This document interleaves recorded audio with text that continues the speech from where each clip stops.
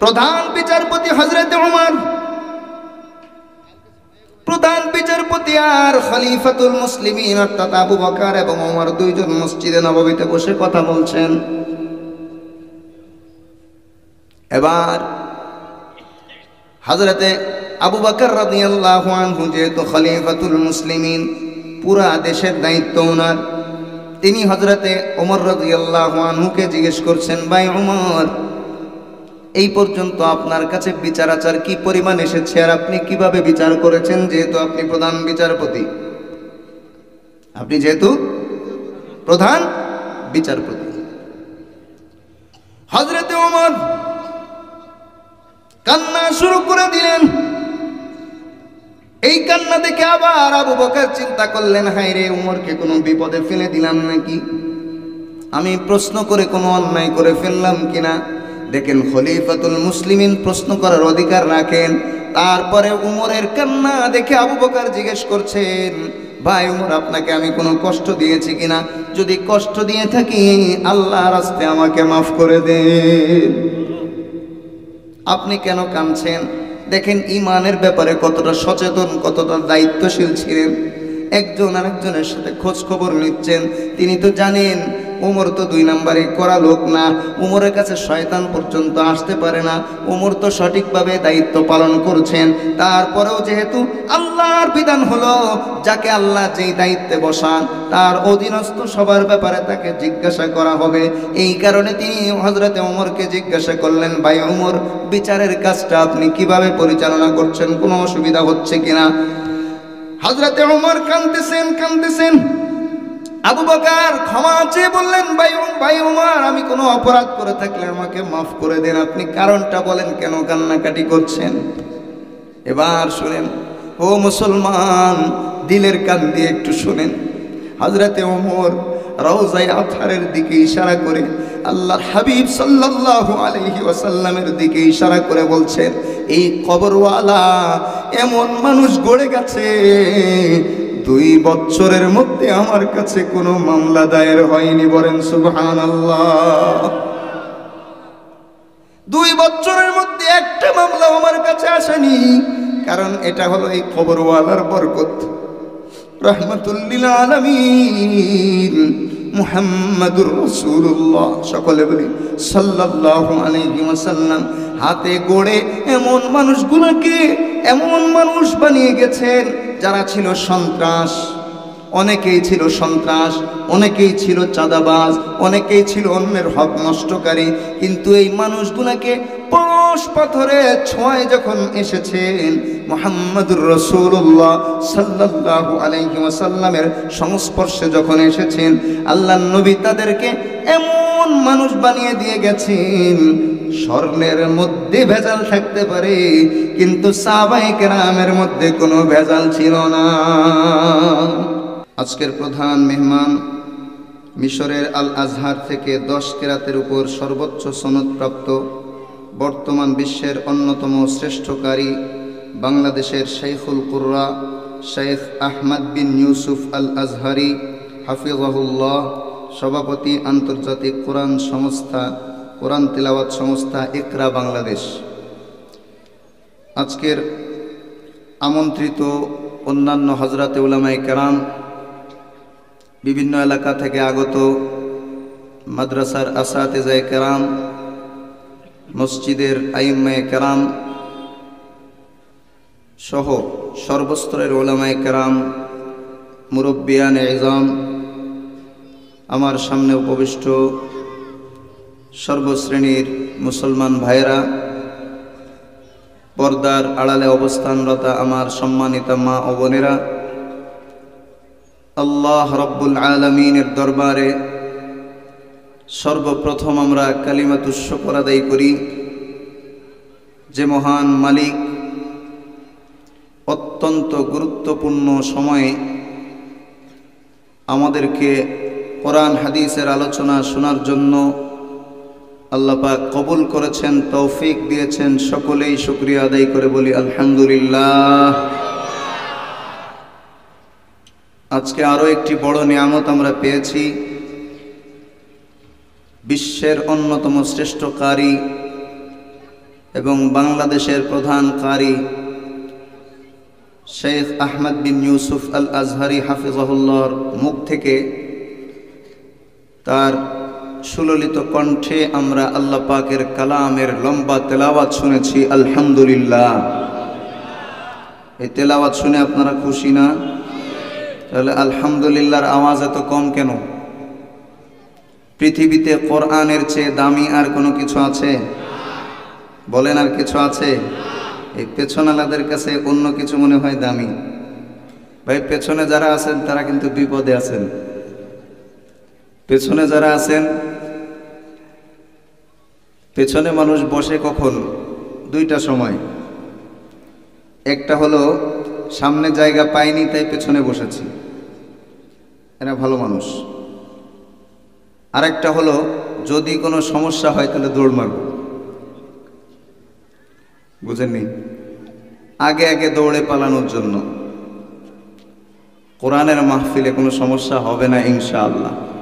হবে? সমস্যা হবে? যদি হয়ও কি হবে? আমরা মারা যাব সর্বোচ্চ, এর বেশি তো কিছু হবে না। কোরআন তেলাওয়াত শুনতে শুনতে বা কোরআনের মজলিসে, যেই মজলিসে আল্লাহর রহমত চতুর্দিক থেকে নাজিল হতে থাকে, সরাসরি আরশে আজিম থেকে নাজিল হয়, এই মজলিসে বসে যদি কেউ মৃত্যুবরণ করে, এর চেয়ে সৌভাগ্য আর কিছু হতে পারে? তাহলে অসুবিধা কই? পেছনে যারা আছি সাবধান, একটু সুবহানাল্লাহ আলহামদুলিল্লাহ ভালোভাবে আওয়াজ দিয়ে বলবো, না হলে আমরা বুঝবো যে আপনারা সেই পালিয়ে যাওয়া পার্টি। একজন আর একজনের দিকে পেছনে তাকিয়ে লাভ নেই, সবাই সামনের দিকে তাকান। আল্লাহ পাক আমাদের পুরা মজলিসকে কবুল করুন, সকলে বলি আমিন। বড় সৌভাগ্য, কোরআনের চমৎকার তেলাওয়াত শুনেছি। কোরআনের তেলাওয়াত, কোরআন কি? আল কোরআনু কালামুল্লাহ। কোরআন হলো আল্লাহর কালাম। কার কালাম? কার কালাম? আমরা আমাদের সন্তান যদি বিদেশে থাকে বা বাইরে থাকে বা দূরে থাকে, এই সন্তানের সাথে কথা বলার জন্য মোবাইলে আমরা অত্যন্ত গুরুত্ব দিয়ে কথা বলি, ঠিক কিনা? আশপাশে যখন কেউ ডিস্টার্ব করে আমরা তাদেরকে ধমক দেই। গুরুত্বপূর্ণ কথা বলছি, বিদেশ থেকে ফোন দিয়েছে, অথবা ঢাকায় থাকে সেখান থেকে ফোন দিয়েছে, গুরুত্বপূর্ণ কথা ধমক দিয়ে অনেক মানুষ যারা চিল্লাচিল্লি করে, বিশেষ করে বাচ্চারা যদি চিৎকার করে, এদেরকে অনেক সময় মার দিই, থাপ্পড় দিয়ে বসি থামানোর জন্য। কেন? আমি গুরুত্বপূর্ণ ব্যক্তির সাথে কথা বলছি। আর যদি সেই গুরুত্বপূর্ণ ব্যক্তি থানার ওসি সাহেব হয় বা চেয়ারম্যান সাহেব হয় অথবা কোনো সম্মানিত ব্যক্তি হয়, তাহলে তো কথাই নেই। দুনিয়ার মানুষের কথার দাম আছে, অবশ্যই দাম আছে, কিন্তু এর থেকে লক্ষ কোটি গুণ বেশি দামি কার কথা? কার কথা? আল্লাহর কথা। সেই কথা হলো কোরআন। আল্লাহর কথা হলো কি? সকলে বলি, আল্লাহর কথা কি? পৃথিবীতে এর চেয়ে মধুর আর কোনো জিনিস হতে পারে না। পারে? কি বলেন আপনারা, পারে? পৃথিবীতে এর চেয়ে দামি আর হতেই পারে না কোনো কিছু, এর চেয়ে মজার আর কোনো কিছু হতে পারে না।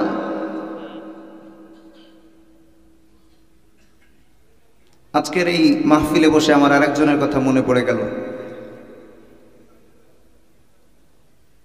জনাব ফজর আলী মোল্লা, আমাদের জুয়েল মোল্লার আব্বা। আমার অত্যন্ত মহব্বতের মানুষ ছিলেন। যখনই ঢাকায় যেতেন, দেখা করতে যেতেন, অনেক লম্বা সময় নিয়ে কথা বলতেন। আজকে তিনি দুনিয়াতে নেই। আল্লাহ তাআলা তাকে জান্নাতুল ফিরদাউস নসিব করুন, সকলে বলি আমিন। যারা এই সুন্দর ফুলের বাগান সাজিয়েছেন, আল্লাহ পাক তাদেরকেও কবুল করুন, সকলে বলি আমিন। অত্যন্ত চমৎকার লাগতেছে না বলেন? আপনাদের এলাকা, আপনাদের গ্রামে এত সুন্দর একটা প্রতিষ্ঠান হয়েছে, মাদ্রাসা হয়েছে, আপনাদের ভালো লাগছে না? এখন ভালো লাগলে কি করবেন? মাদ্রাসার বিরোধিতা করবেন। কি করবেন? মাদ্রাসাকে মহাব্বত করবেন। নিজের সন্তান, নাতিপুতা এদেরকে কি করবেন? মাদ্রাসায় দিবেন।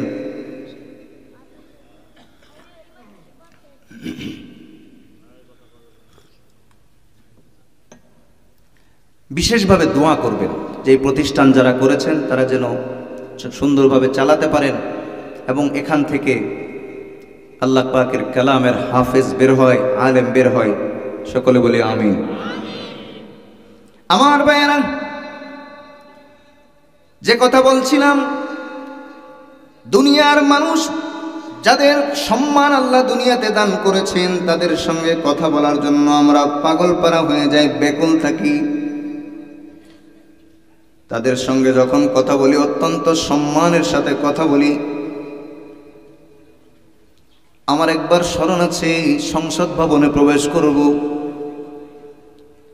সংসদ ভবন এলাকায় যখন গেলাম, গেট দিয়ে প্রবেশ করতে ওইখানকার সিকিউরিটি যারা ছিলেন, আর্মি সেনা সদস্য, তারা আমাদেরকে বাধা দিলেন।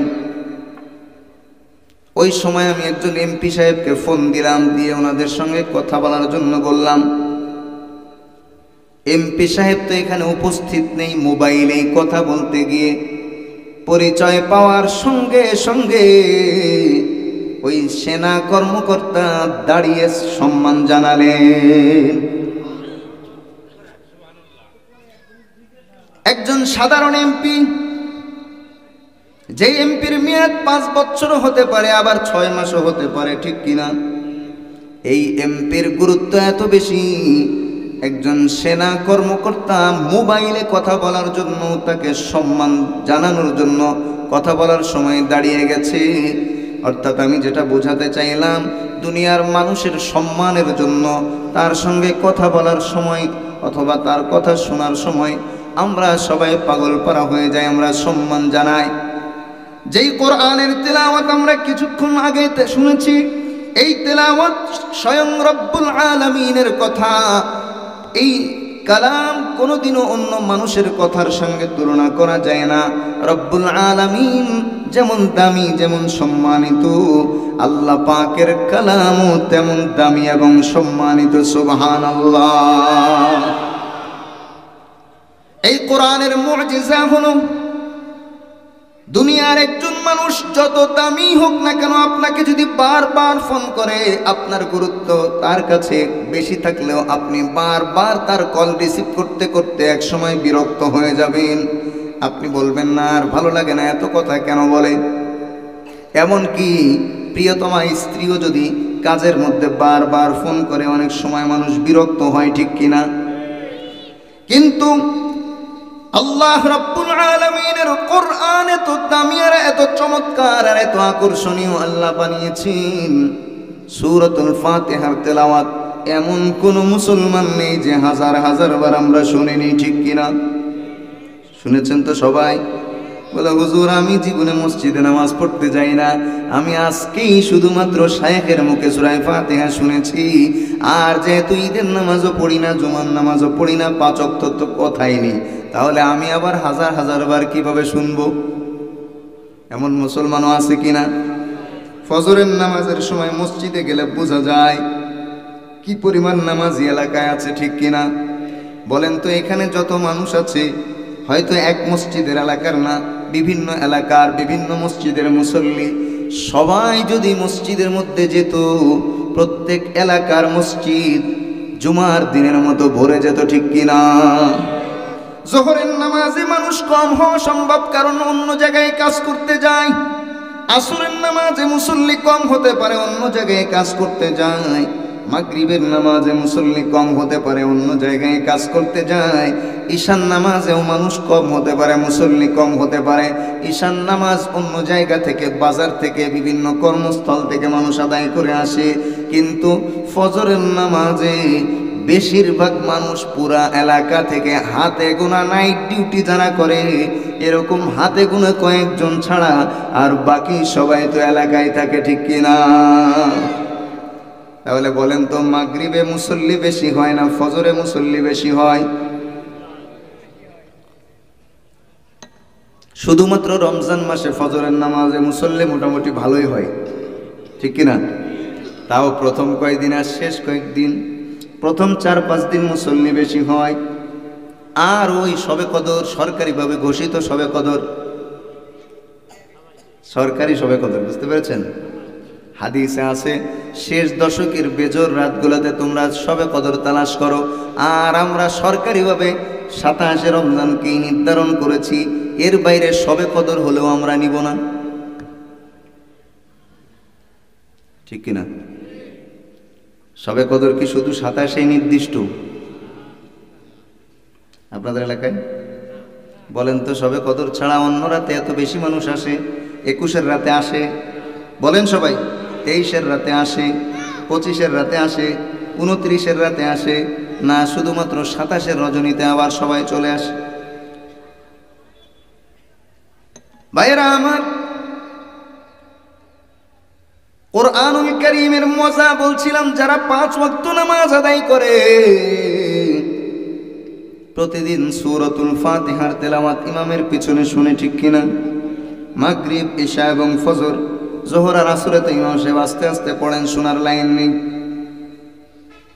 ইমাম সাহেব এক এক এলাকার ইমাম এক এক রকম তেলাওয়াত করেন। ইমাম সাহেবের ভুল ধরার জন্য মুসল্লিরা ব্যতিব্যস্ত থাকে সব সময়, কোন সময় একটু ভুল পাওয়া যায়, ঠিক কিনা? আপনাদের এলাকায় মনে হয় এরকম আল্লাহওয়ালা লোক নেই? আছে? মাশাআল্লাহ।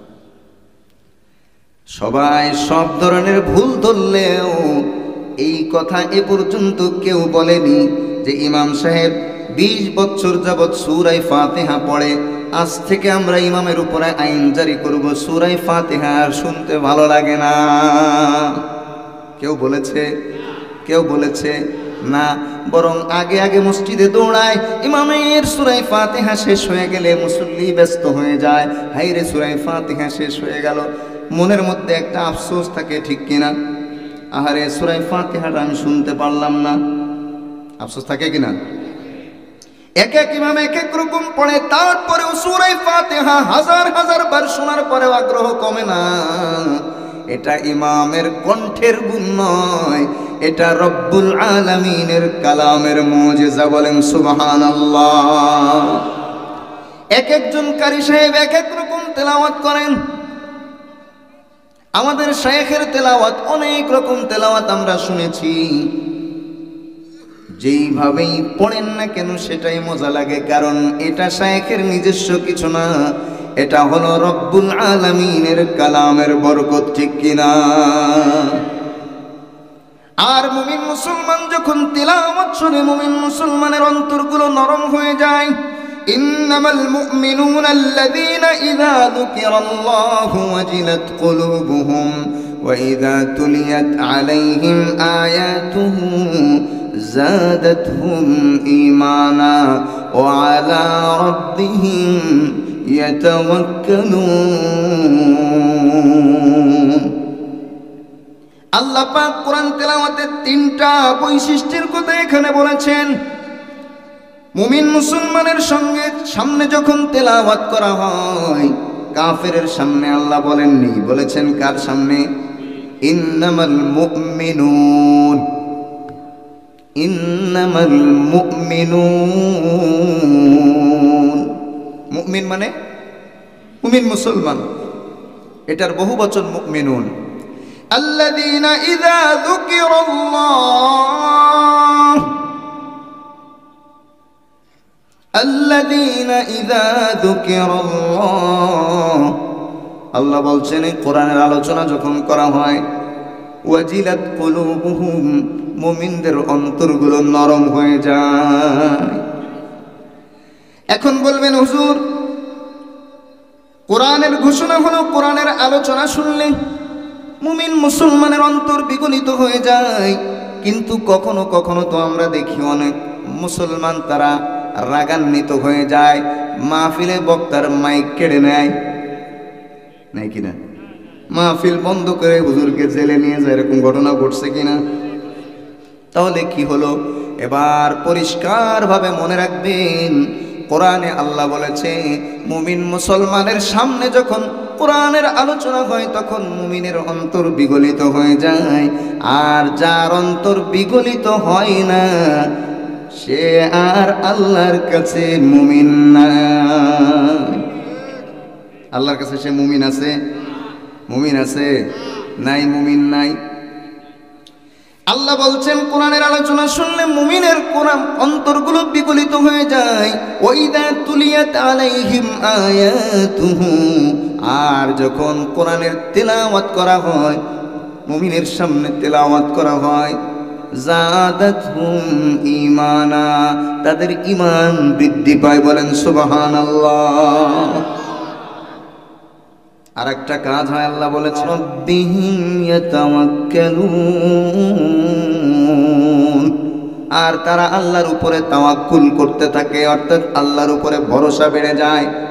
আল্লাহর উপর, ও বন্ধুরে, আমাদের ভরসা আল্লাহর উপরে কমে গেছে, এটা আমাদের ঈমানের ঘাটতি।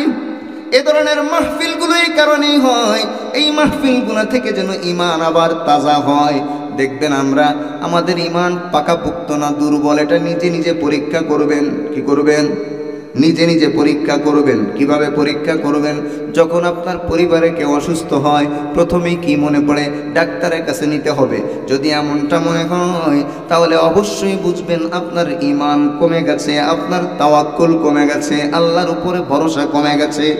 আর যদি আপনার এমন মনে হয় যখন কেউ অসুস্থ হবে সাথে সাথে রব্বুল আলামিনের কথা মনে পড়ে যায়, অসুস্থতা দেওয়ার মালিক কে? একটু জোরে বলেন কে? সুস্থতা দেওয়ার মালিক কে? সুস্থতাও দেন আল্লাহ, অসুস্থতাও দেন আল্লাহ। প্রথমে আল্লাহর কথা মনে পড়বে। আল্লাহর কথা মনে পড়ার সাথে সাথে সম্ভব হলে 2 রাকাত নামাজ আদায় করে আল্লাহর কাছে সুস্থতার জন্য দোয়া করবেন। আর যদি সুস্থতা না আসে, তাহলে সুন্নাত হিসেবে আপনি ডাক্তারের পরামর্শ নেবেন, এতে কোনো অসুবিধা নেই। আল্লাহর উপরে ভরসা করে চিকিৎসা থেকে দূরে থাকার কথা কোরআন হাদিস বলে না, বরং আল্লাহর উপরে ভরসা করে আল্লাহর কাছে দোয়া করে এরপরে আপনি চিকিৎসার জন্য আগাবেন। তাহলে রব্বুল আলামিন এই চিকিৎসার মাধ্যমে আপনার আমার উপরে সন্তুষ্ট হয়ে যাবেন, ঠিক কিনা? আর যদি আল্লাহর কাছে যাওয়ার কথা মনে না পড়ে শুধুমাত্র ডাক্তারের পেছনে দৌড়াতে মন চায়, তাহলে বুঝবেন আপনার ঈমান দুর্বল হয়ে গেছে। নিজে নিজে পরীক্ষা করবেন। ভালো হক্কানি উলামায়ে কেরামের সঙ্গে পরামর্শ করে নিজের ঈমানকে আবার তাজা করে নেবেন। কারণ আল্লাহ রব্বুল আলামিনকে আমরা বিশ্বাস করি, এই বিশ্বাসে যদি ঘাটতি থাকে তাহলে রব্বুল আলামিন আমাদেরকে কখনোই ক্ষমা করবেন না। আর আল্লাহর উপরে পরিপূর্ণ বিশ্বাস এবং আস্থা থাকার পরে যদি আমলে ত্রুটি হয়, রব্বুল আলামিন চাইলে আমাদেরকে ক্ষমা করে দিতে পারেন, ঠিক কিনা? আল্লাহ বলেছেন ইন্নাল্লাহা লা ইয়াগফিরু আন ইউশরাকা বিহি ওয়া ইয়াগফিরু মা দুনা যালিকা লিমান ইয়াশা। নিশ্চয় যারা শিরিক করে, আল্লাহর সঙ্গে কোনো কিছুকে শরিক করে, এদেরকে আল্লাহ কোশ্চিন কালেও ক্ষমা করবেন না, কখনো ক্ষমা করবেন না। আল্লাহর উপর আস্থা কম, অন্য জিনিসের উপরে আস্থা বেশি, সেটা যে কোনো ক্ষেত্রেই হোক না কেন, যদি এমন হয় তাহলে বুঝতে হবে আপনার অন্তরের মধ্যে ঈমান নাই। আর ঈমান যদি না থাকে, আল্লাহ পাক রব্বুল আলামিন কখনোই ক্ষমা করবেন না। এবার আল্লাহ বলছেন শিরকের পরে, কুফুরের পরে ছোট গুনাহ যা আছে, ওয়াগফিরু মা দুনা যালিকা, আর এর থেকে নিম্ন পর্যায়ের যত গুনাহ আছে আল্লাহ পাক চাইলে সেটা যে কোনো মুহূর্তে ক্ষমা করে দিতে পারে। তবে শিরিক এবং কুফর থেকে আল্লাহ ক্ষমা করবেন কখন? যদি কেউ শিরিক এবং কুফর থেকে স্থায়ীভাবে পার্মানেন্টলি তওবা করে, আবার নতুন করে ঈমান আনয়ন করে, রব্বুল আলামিন তাকেও মাফ করে দিবেন। কিন্তু শিরিক এবং কুফর নিয়ে যদি কোনো ব্যক্তি মারা যায়, তাহলে আল্লাহ পাক তাকে কখনো ক্ষমা করবেন না। আমরা সবাই আল্লাহকে বিশ্বাস করি তো, আখিরাতকে বিশ্বাস করি তো, সবাই করি না ভাই? ঈমানকে একটু ঝালাই করতে হয় মাঝে মধ্যে ঈমান ঝালাই করতে হয়, ঈমান নবায়ন করতে হয়। অনেক সময় ঈমানের বিভিন্ন পার্টস দুর্বল হয়ে যায়, সেগুলোকে আবার মেরামত করতে হয়। বুঝতে পেরেছেন আপনারা? ঈমান মেরামত করা দরকার। সাহাবায়ে কেরাম সব সময় ঈমানকে মেরামত করতেন, নবায়ন করতেন। তাদের মধ্যে ভয় ছিল, হযরত উমর রাদিয়াল্লাহু আনহু সম্পর্কে আল্লাহর হাবিব সাল্লাল্লাহু আলাইহি ওয়াসাল্লাম জান্নাতি হওয়ার ঘোষণা দিয়েছেন। এরপরেও হযরত উমর মাঝে মধ্যে নিজের ঈমানকে নবায়ন করতেন। হযরতে হুযায়ফা রাদিয়াল্লাহু আনহুর কাছে যেতেন, হুযায়ফা, তোমার কাছে তো আল্লাহর হাবিব সাল্লাল্লাহু আলাইহি ওয়াসাল্লাম মুনাফিকদের তালিকা দিয়ে গেছে, হুযায়ফা তালিকাটা একটু খুলে দেখো তো আমি উমরের নাম আছে কিনা। সুবহানাল্লাহ বলেন। উমরের মতো ঈমানদার আল্লাহর নবী বলেছেন, উমর যেই রাস্তা দিয়ে যায় 40 দিন পর্যন্ত শয়তান ওই রাস্তা দিয়ে চলাফেরা করার সুযোগ পায় না, সাহস পায় না। এই উমর নিজের ঈমানের ব্যাপারে এতটা ভয়ে থাকতেন। ও হুযায়ফা, নবীজি তো এখন নেই, তোমার তালিকার মধ্যে একটু দেখো না কোন জায়গায় আমি উমরের নাম আছে কিনা। দেখেন কতটা ভয়ে থাকতেন। আর আমরা নির্ঘুম নির্ভয়ে চলতেছি, আল্লাহর নাফরমানির পরে নাফরমানি করেই যাচ্ছি, সবাই করতেছি, কম বেশি সবাই করতেছি। আল্লাহ পাক রব্বুল আলামিন আমাদের সকলকে মাফ করে দিন, সকলে বলি আমিন। একটু সচেতন হওয়া দরকার। হযরতে উমর যদি নিজের ঈমানের ব্যাপারে সচেতন থাকতে পারেন, হযরতে উমরের মতো ব্যক্তি যার ভয়ে শয়তান পর্যন্ত প্রকম্পিত থাকতো, আল্লাহর নবী বলেছেন আমার পরে কোনো নবী নেই। লাউ কানা বাদি নবিয়্যান লাকানা উমর, আমার পরে কোনো নবী আসবে না। আনা খাতামুন নবিয়্যিন লা নবিয়্যা বাদি, আমি হলাম শেষ নবী, আমার পরে আর কোনো নবী আসবে না। লাউ কানা বাদি নবিয়্যান লাকানা উমর, আমার পরে যদি কোনো নবী আসা সম্ভব থাকতো তাহলে সেই নবী হতো উমর। যেহেতু আমার পরে আর কোনো নবী আসবে না, এই কারণে উমর নবী হতে পারেনি। কিন্তু এমন মর্যাদাবান একজন ব্যক্তি নিজের ঈমানের ব্যাপারে এত চিন্তিত ছিলেন। আর একটা ঘটনা শোনায়, হযরতে ওমর এবং আবু বকর রাদিয়াল্লাহু আনহুমা সাহাবায়ে কেরামের মধ্যে, গোটা উম্মতের মধ্যে সর্বশ্রেষ্ঠ দুজন ব্যক্তি কিনা? বলেন সর্বশ্রেষ্ঠ দুজন ব্যক্তি কিনা? এই দুইজন ব্যক্তি তারা তাদের দায়িত্ব পালন করার সময়ও কত টেনশনে থাকতেন। একদিন মসজিদে নববীতে খলিফাতুল মুসলিমিন ছিলেন হযরতে আবু বকর রাদিয়াল্লাহু আনহু, আর প্রধান বিচারপতি ছিলেন হযরতে উমর। কে? হযরতে উমর। এর নাম বলতে ভয় পাচ্ছেন কেন? উমরের নাম বলতে ভয় পায় শয়তান, আপনারা তো মুসলমান। কি বলেন? যারা তারা চুপ থাকবেন, আর যারা মুসলমান সবাই ওমরের নাম জোরে সোরে বলবেন। শয়তান সবচেয়ে ভয় পেত কাকে? প্রধান বিচারপতি হযরতে উমর, প্রধান বিচারপতি আর খলিফাতুল মুসলিমিন অর্থাৎ আবু বকর এবং ওমর দুইজন মসজিদে নববীতে বসে কথা বলছেন। এবার হযরতে আবু বকর রাদিয়াল্লাহু আনহু যেহেতু খলিফাতুল মুসলিমিন, পুরা দেশের দায়িত্ব ওনার, তিনি হযরতে ওমর রাদিয়াল্লাহু আনহুকে জিজ্ঞেস করছেন, ভাই ওমর, এই পর্যন্ত আপনার কাছে বিচার আচার কি পরিমাণ এসেছে, আর আপনি কিভাবে বিচার করেছেন? যেহেতু আপনি প্রধান বিচারপতি,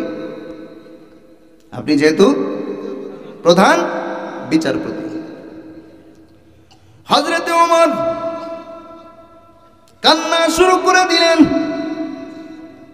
এই কান্না দেখে আবার আবু বকর চিন্তা করলেন, হায় রে, উমরকে কোনো বিপদে ফেলে দিলাম নাকি, আমি প্রশ্ন করে কোনো অন্যায় করে ফেললাম কিনা। দেখেন খলিফাতুল মুসলিমিন প্রশ্ন করার অধিকার রাখেন। তারপরে উমরের কান্না দেখে আবু বকর জিজ্ঞেস করছেন, ভাই উমর, আপনাকে আমি কোনো কষ্ট দিয়েছি কিনা? যদি কষ্ট দিয়ে থাকি আল্লাহর রাস্তায় আমাকে মাফ করে দেন। আপনি কেন কাঁদছেন? দেখেন ঈমানের ব্যাপারে কতটা সচেতন, কতটা দায়িত্বশীল ছিলেন। একজন আরেকজনের সাথে খোঁজ খবর নিচ্ছেন।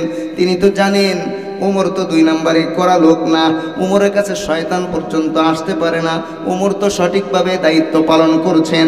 তারপরেও যেহেতু আল্লাহর বিধান হলো, যাকে আল্লাহ যেই দায়িত্বে বসান তার অধীনস্থ সবার ব্যাপারে তাকে জিজ্ঞাসা করা হবে।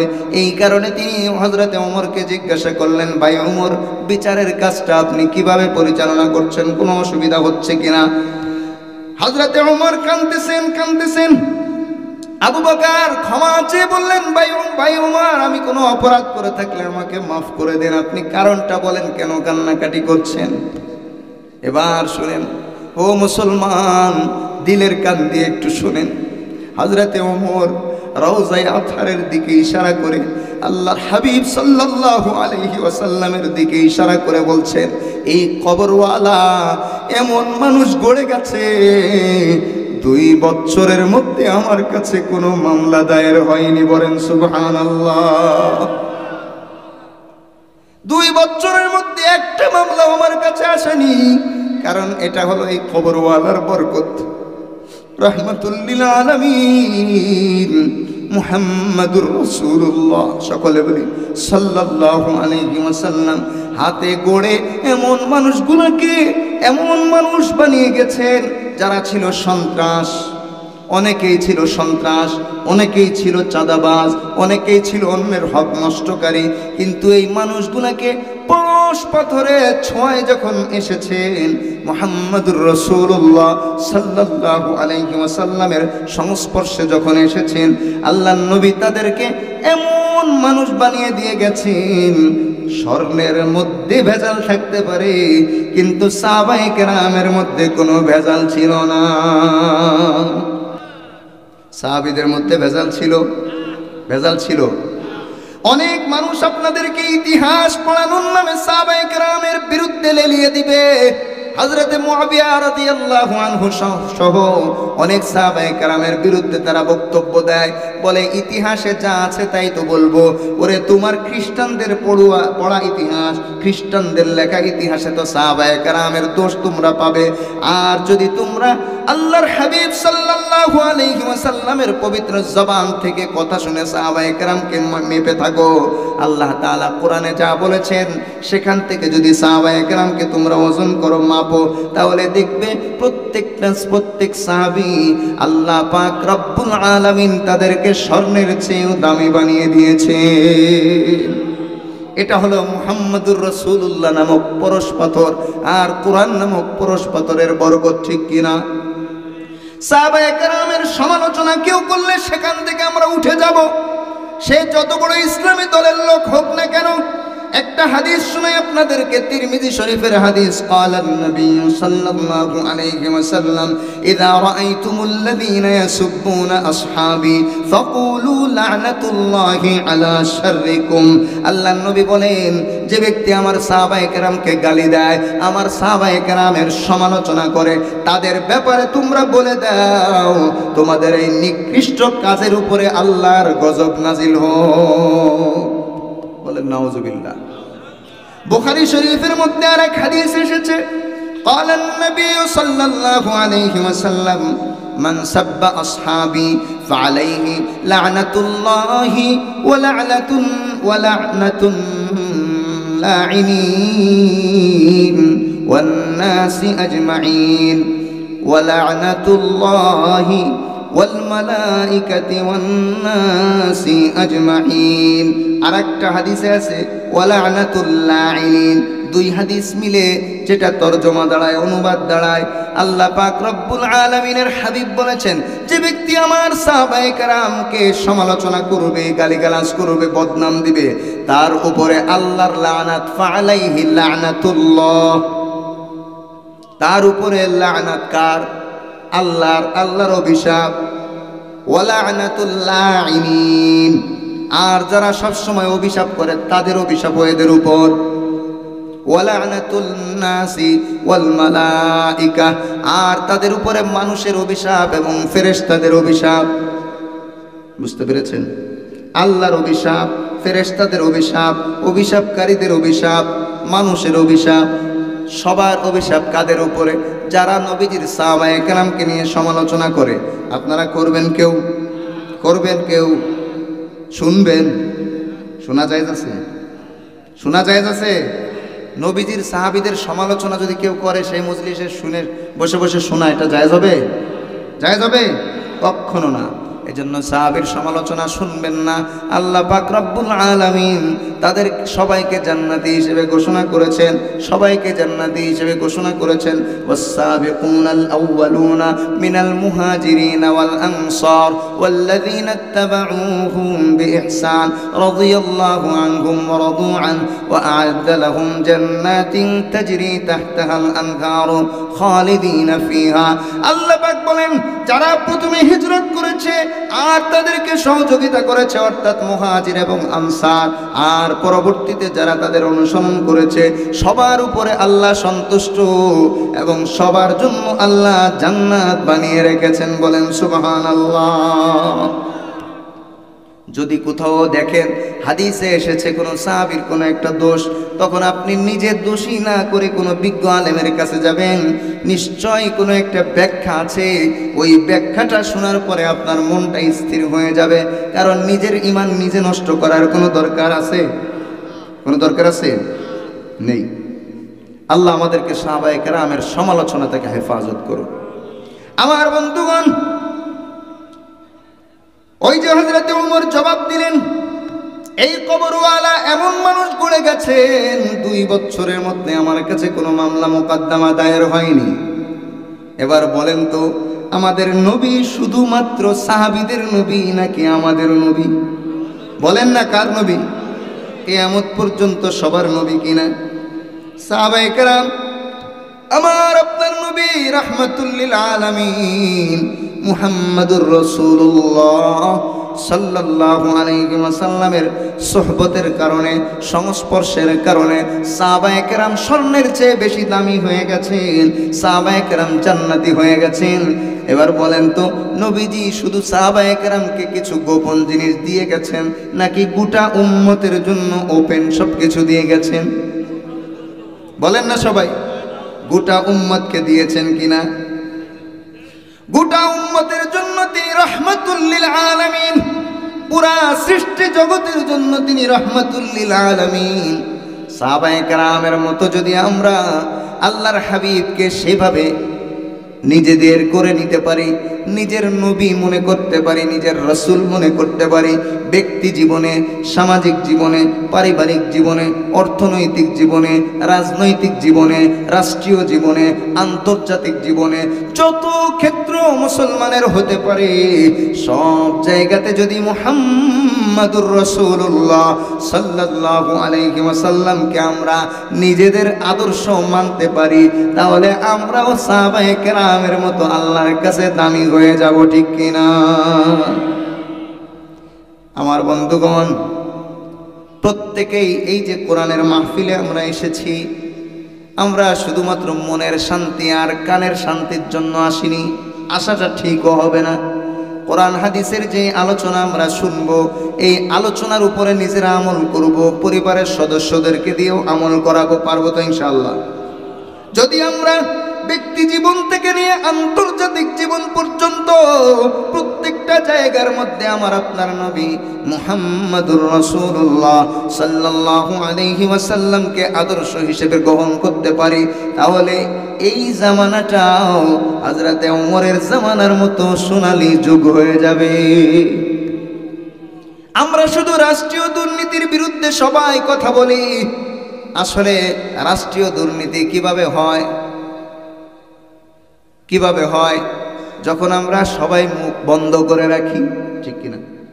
মুখ বন্ধ করতে করতে, অন্যায়ের প্রতিবাদ না করতে না করতে এমন অবস্থা হয়ে যায়, যার যা ইচ্ছা তখন সে তাই করে, কেউ আর বাধা দেওয়ার থাকে না। আমি যে আয়াত আপনাদের সামনে তেলাওয়াত করেছি সূরাতুত তাহরিমের শেষ 4 আয়াত, আল্লাহ পাক রব্বুল আলামিন স্পষ্টভাবে বলেছেন, ইয়া আইয়ুহান নাবিয়্যু জাহিদিল কুফফার ওয়াল মুনাফিকিনা ওয়াগলুজ আলাইহিম ওয়া মাওয়াহুম জাহান্নাম ওয়া বিসাল মাসীর। ও নবী, নবীর পরবর্তীতে উম্মত, ঠিক কিনা? নবীকে শুধু যুদ্ধের কথা বলেছে না, সবাই মাপ।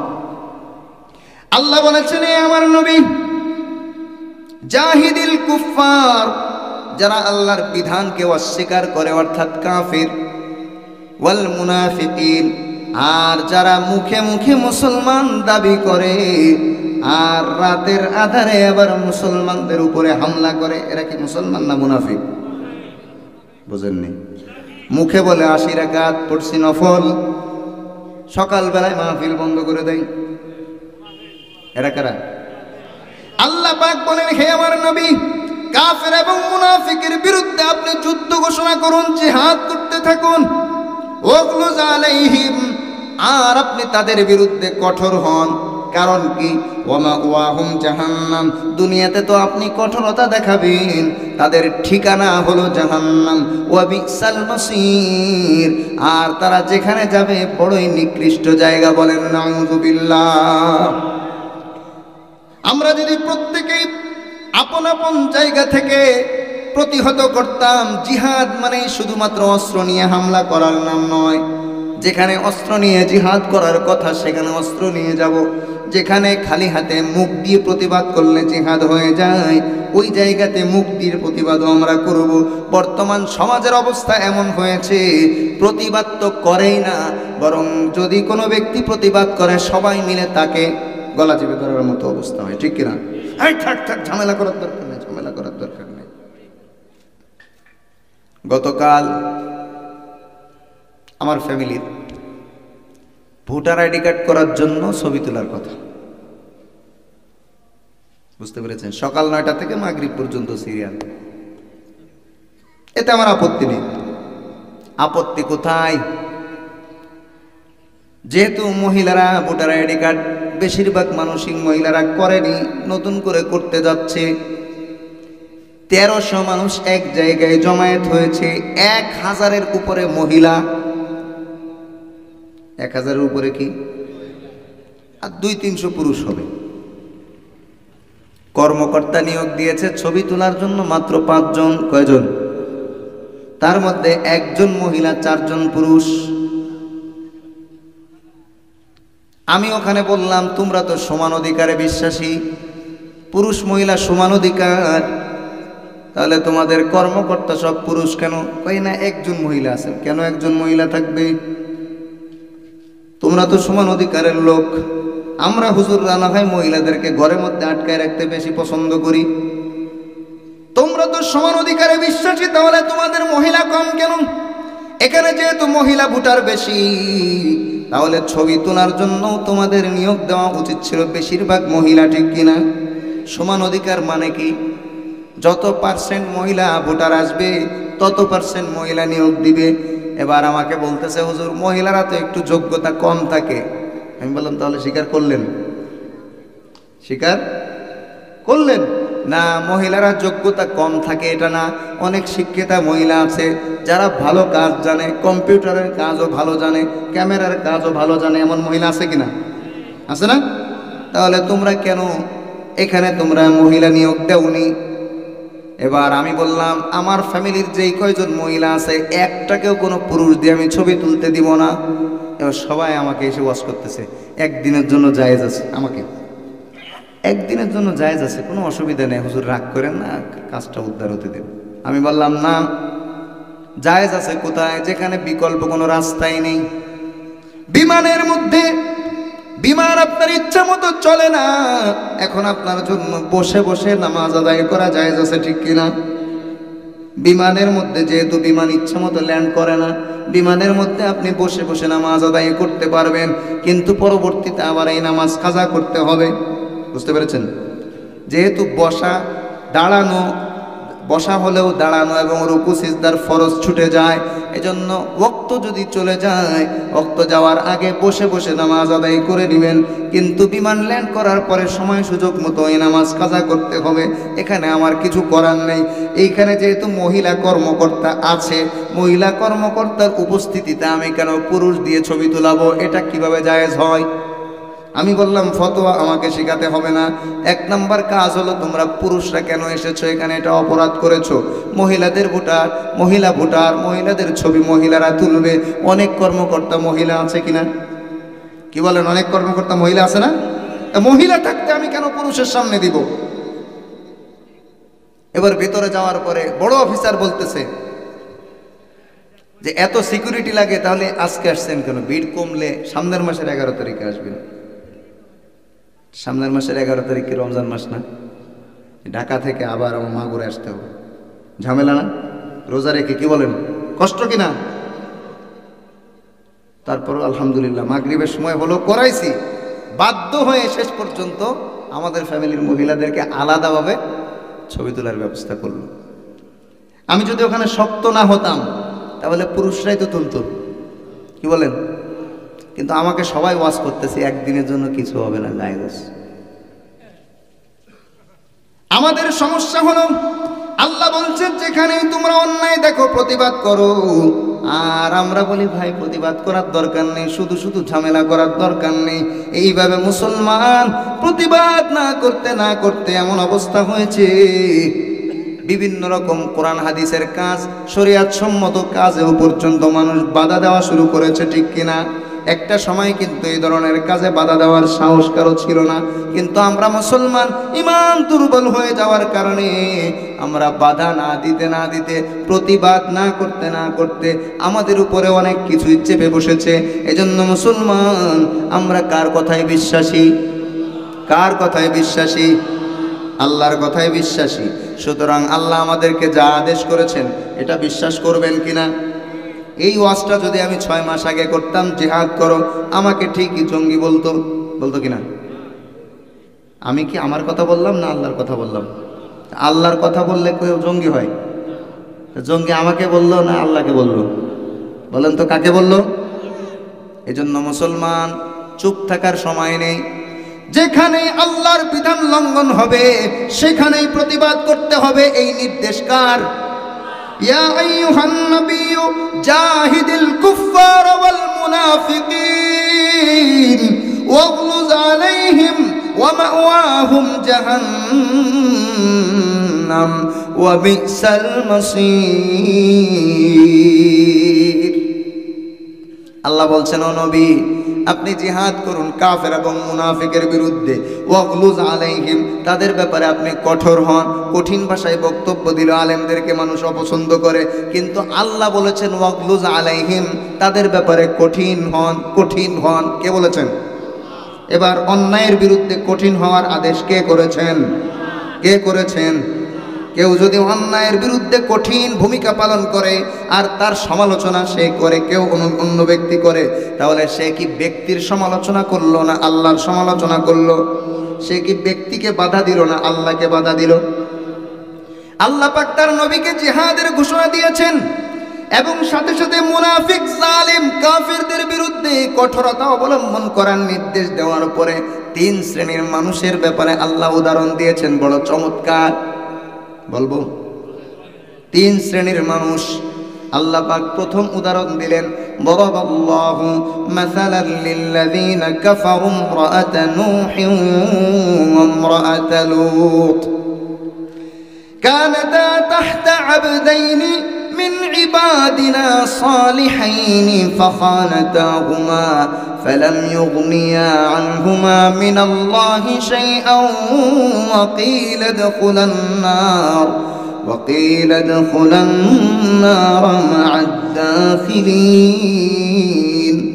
আল্লাহ পাক বলেন, দুজন মহিলা এমন ছিল যারা আমার নেককার 2জন নবীর স্ত্রী হওয়া সত্ত্বেও, নেককার মানুষের সাথে থাকা সত্ত্বেও তারা আল্লাহর সাথে কুফরি করেছে। বলেন নাউজুবিল্লাহ। কার সাথে কুফরি করেছে? বলেন না কার সাথে কুফরি করেছে? দরাবাল্লাহু মাসালা, আল্লাহ পাক প্রথম উদাহরণ দিচ্ছেন লিল্লাযীনা কাফারু, যারা কুফরি করেছে। কারা? ইমরাআতা নূহিন ওয়া ইমরাআতা লূত। 1 নাম্বার হলো নূহ আলাইহিস সালামের স্ত্রী, 2 নাম্বার লূত আলাইহিস সালামের স্ত্রী। 2জন নবীর অধীনস্থ থাকা সত্ত্বেও তারা আল্লাহর সাথে কুফরি করেছে, আল্লাহর বিধানকে অস্বীকার করেছে। এখান থেকে অনেক কিছু বুঝে আসে। আপনি যত ভালো মানুষের সাথেই থাকুন না কেন, আপনি যদি নিজে ইমানদার না হন, তাহলে আপনার স্বামী হোক, ভাই হোক, বাবা হোক, সন্তান হোক, আত্মীয় হোক, তাহলে আপনি বেঈমান হলে আপনার নিকট আত্মীয় কেউ আপনাকে বাঁচাতে পারবে না। নিজের ঈমান নিজের মজবুত করতে হবে, নিজের ঈমান নিজের ঠিক করতে হবে। আল্লাহ বলছেন কানাতা তাহতা আবদাইনি মিন ইবাদিনা সালিহিন, তারা আমার দুজন নেককার বান্দার অধীনস্থ ছিল। কানাতা, তারা দুজন, তাহতা আবদাইনি, আমার দুজন বান্দার, মিন ইবাদিনা, আমার বান্দাদের মধ্যে দুজন বান্দার অধীনস্থ ছিল, সালিহাইন, যারা দুজনই নেককার। কানাতা তাহতা আবদাইনি মিন ইবাদিনা সালিহাইন, দুজন নেককার বান্দার অধীনস্থ ছিল। ফাখানাতাহুমা, এই দুইজন নারী, এই দুজন পুরুষের সাথে খিয়ানত করেছে। ফালাম ইউগনিয়া আনহুমা মিনাল্লাহি শাইআ, কোন জিনিস তাদেরকে বাঁচাতে পারেনি আল্লাহর কাছ থেকে, আল্লাহর শাস্তি থেকে কিছুই বাঁচাতে পারেনি। ওয়াকিল আদখুলান নার মা'আদ দাখিলিন,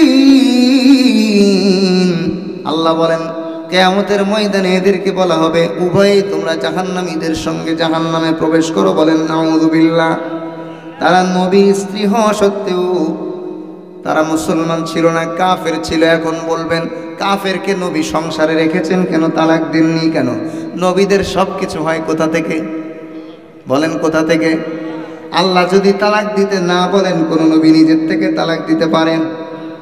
আর ওই সময় যে শরিয়াত আল্লাহ দিয়েছেন, সেই শরিয়াতে কাফের স্ত্রী থাকলে কোনো নিষেধাজ্ঞা ছিল না, কোনো বাধা ছিল না। ইসলাম ধর্মে এসে মুসলমানের জন্য বিপরীত স্বামী, অর্থাৎ স্বামী হোক স্ত্রী হোক, ভিন্ন ধর্মের কাউকে বিয়ে করার কোনো সুযোগ নেই। মুসলমান পুরুষ যদি হয়, কাফের স্ত্রীকে বিয়ে করা জায়েজ নেই, অথবা কাফের মুসলমান মহিলা কাফের পুরুষকে বিয়ে করা জায়েজ নেই। এটা হলো ইসলাম ধর্মের রীতি। ওই জামানায় এই বিধান আল্লাহ দেননি, এই কারণে নবীরা তাদেরকে তালাক দেননি। এই হলো এক নম্বর উদাহরণ। নেককার মানুষের সাথে থাকা সত্ত্বেও তারা ঈমান আনেনি, তাদেরকে নবীরা পর্যন্ত বাঁচাতে পারবেন না।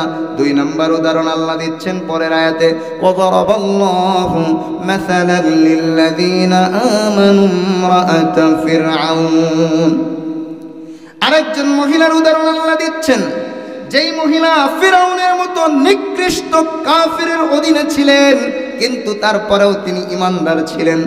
কার উপরে ঈমান এনেছেন? বলেন কার উপরে ঈমান এনেছেন? এই পেছনওয়ালারা আল্লাহর নাম জানেন না? কার উপরে ঈমান এনেছেন সবাই বলেন। নাম কি ছিল তার? আসিয়া না, অনেকে আসিয়া লেখে। আসিয়া মানে পাপিষ্ঠ। আসিয়া হামজা দিয়ে, কি দিয়ে? মনে রাখবেন হামজা দিয়ে, আসিয়া। আসিয়া মানে পাপিষ্ঠ। এই নাম অনেকেই ভুল বলে। নাম হলো আসিয়া। আল্লাহ পাক তার সম্পর্কে চমৎকার ভাবে বলেছেন, ওই সমস্ত মানুষদের অন্তর্ভুক্ত তিনি ছিলেন যারা আল্লাহর উপরে ঈমান এনেছে। ইমরাআতা ফিরআউন, তিনি আল্লাহকে কি বলেছিলেন?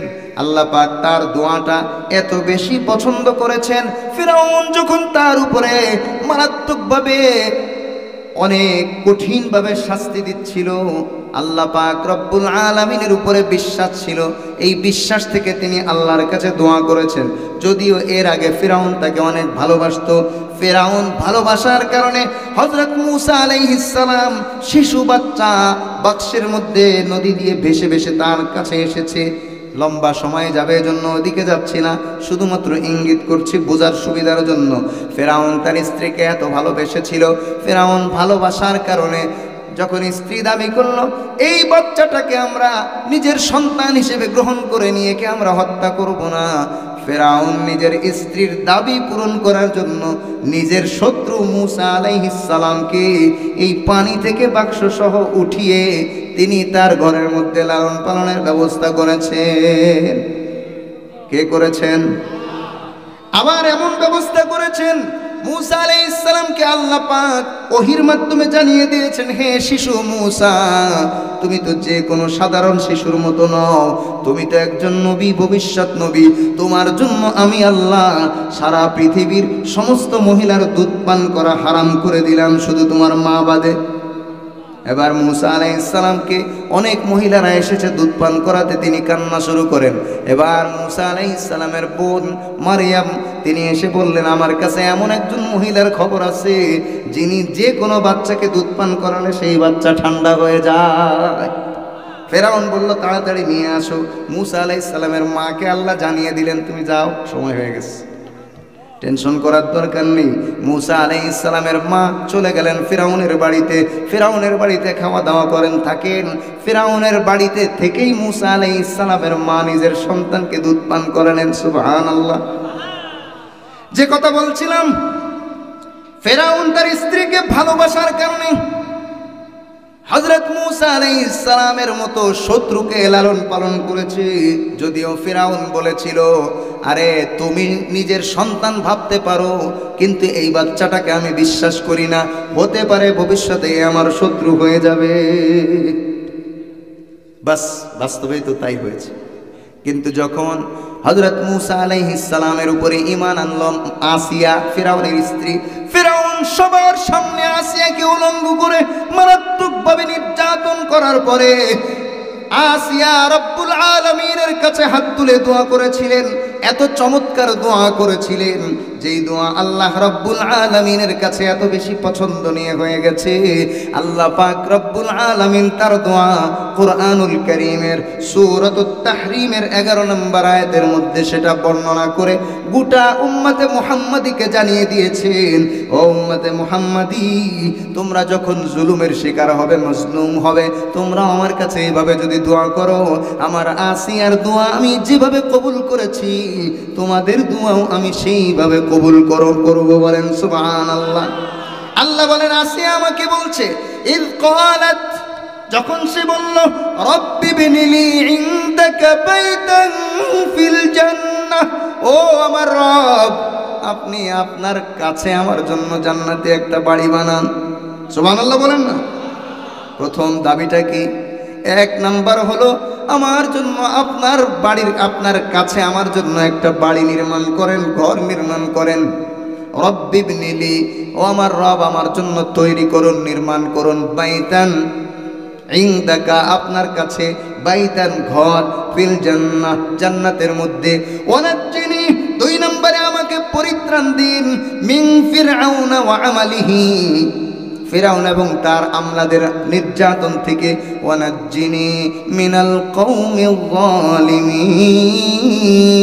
যালিমিন, আর জালেম সম্প্রদায়ের হাত থেকে আপনি আমাকে বাঁচান। রব্বুল আলামিন তার দোয়া কবুল করেছেন। ফিরাউনকে তো পরবর্তীতে আল্লাহ ধ্বংস করে দিয়েছেন, আপনারা জানেন কিনা? যে কোনো পরিস্থিতিতে ইমানদার তার ইমানের উপরে মজবুত থাকবে। এজন্যই আল্লাহ পাক রব্বুল আলামিন উদাহরণ দিয়েছেন, মুমিন মুসলমান কাফেরের বিরুদ্ধে যুদ্ধ করবে, মুনাফিক জালেমের বিরুদ্ধে যুদ্ধ করবে। এর পাশাপাশি আল্লাহ পরিণতি দিয়েছেন প্রথম 10 নম্বর আয়াতে, যে ভালো মানুষের অধীনস্থ থাকা সত্ত্বেও যদি কেউ ঈমান না আনে, তার পরিণতি হবে জাহান্নাম। আর খারাপ মানুষের অধীনে থেকেও যদি কেউ ঈমানদার হয়, আল্লাহর উপরে অবিচল আস্থা আর বিশ্বাস থাকে, রব্বুল আলামিন তাকে একদিন না একদিন পরিত্রাণ দিয়ে জান্নাত নামক মহা দৌলত দান করবেন। 3 নম্বর উদাহরণ, শেষ আয়াত সূরাতুত তাহরিমের 13 নম্বর আয়াত, 12 নম্বর আয়াত, একদম শেষ আয়াত। আল্লাহ পাক আরেকজন মহিলার উদাহরণ দিচ্ছেন। এই মহিলার উপরেও অত্যন্ত বেশি নির্যাতন হয়েছে। স্বামী ছাড়া সন্তান কেন প্রসব করলেন?